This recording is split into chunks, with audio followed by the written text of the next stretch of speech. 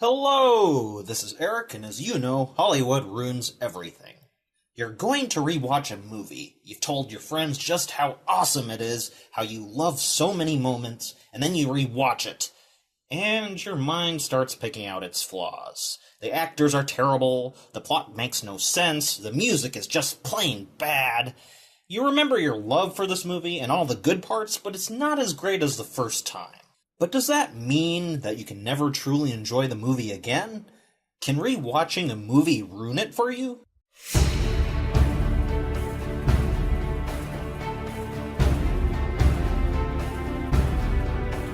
Well, in a certain sense, yes. Rewatching a movie is not the same as viewing it for the first time, and rewatching it can color your perception of it. There are many things that can contribute to a more negative experience. 1. You'll notice flaws. You're no longer completely in the movie because you know what's going to happen, and that allows you to think.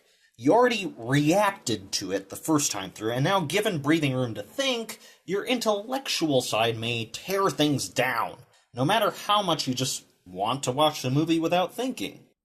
A culture predisposed towards criticism means that flaws may also pop out more to you.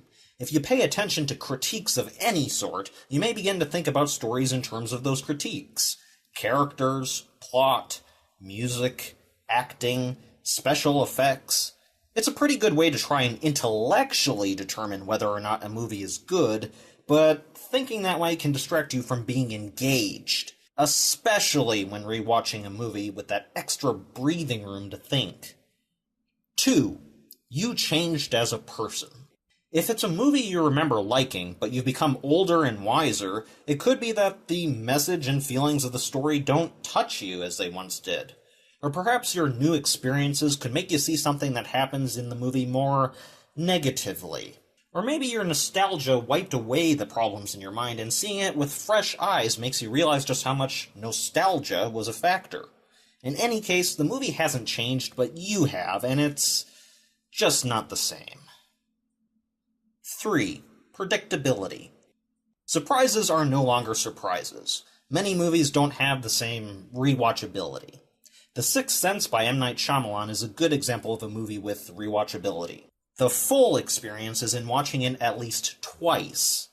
Clue is a rewatchable murder mystery because it's far more than just a murder mystery. However, many movies sit in an awkward spot where the experience is mostly about not knowing what's about to happen. In rewatching them, those movies won't ever be the same. Anything that tries to shock or surprise you won't have the same feeling. The magic is gone. 4. Outdated references and effects.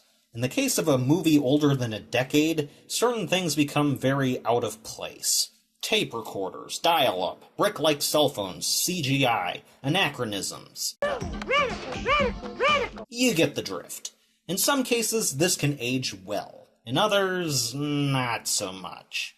Especially in the case of situations where a film from the past is set in the future. Films set in the 2010s that use floppy disks may be an insight into how the past thought, but as a serious consideration for what the future may be like, they're laughable.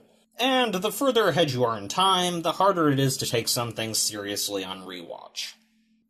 Now, do all those points add up? Does rewatching a movie ruin it for you? Well, not exactly. For as much as the experience of seeing a movie will never be the same after the first time, there are some things to keep in mind. First, watching a movie is not the entire experience. Fans of a movie will keep talking about it long after it stops being popular in the mainstream.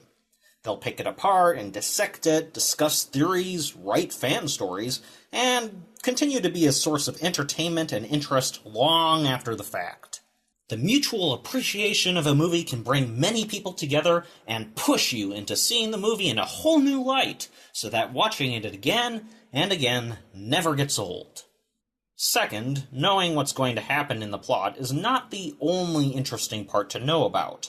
There are videos devoted to scenes in which the actors injured themselves and they kept it in the movie. Behind-the-scenes stuff that allows you to see how everything is put together, Easter eggs and hidden details, and far, far more. Although the movie is set in stone, Knowing all sorts of these things may give you an appreciation for certain scenes you may have disliked before, or allow you to more deeply understand a part that you were curious about. You could even re-watch a movie searching for as many Easter eggs as you can. And finally, even knowing all the flaws of a movie, even having memorized it by heart, even knowing that the movie you like isn't perfect, you don't have to stop enjoying it. No matter how much is bad about a movie, that doesn't mean you can't like it. As Cinema Sins always says, no movie is without sin. And regardless of how you feel about it, that's completely true. There isn't a perfect movie, so why get hung up on the little things? Acknowledge that little intellectual voice in your head that tells you how stupid the movie is. It may be completely right, but why let it get in the way? It will depend on the person, but I think that rewatching a movie doesn't have to ruin it for you. It can instead open up whole new ways to enjoy it. So pop out your favorite movie yet again and have fun.